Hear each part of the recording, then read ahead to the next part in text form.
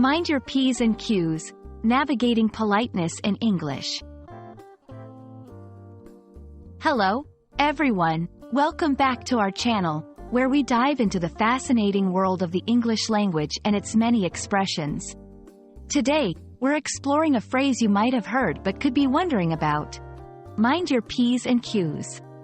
This saying is all about politeness and proper behavior, but where does it come from, and what exactly does it mean? Stick around as we unravel the mystery together. The phrase, mind your P's and Q's, is a traditional English expression used to remind someone to be on their best behavior, to be careful with their language, or to mind their manners. It's often said to children, but adults can hear it too, especially in situations requiring formal etiquette or in polite company. Essentially, it's a nudge to be mindful of your actions and words. The exact origin of mind your P's and Q's is somewhat unclear, as it's attributed to several different historical contexts.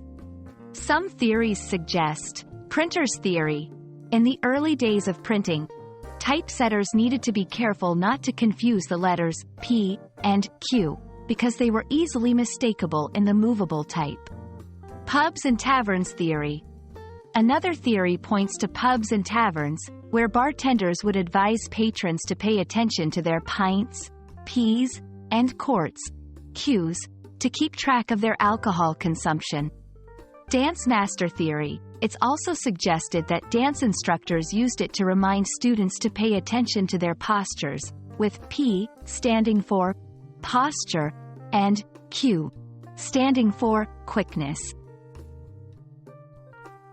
However, there's no definitive evidence to conclusively support any single origin story. In contemporary use, mind your P's and Q's is less about the literal meanings or origins and more about the spirit of the advice: to be careful, polite, and mindful of others. It's a versatile phrase that can be applied in various social situations, from formal events to everyday interactions. Let's look at a few examples to understand how and when to use this phrase.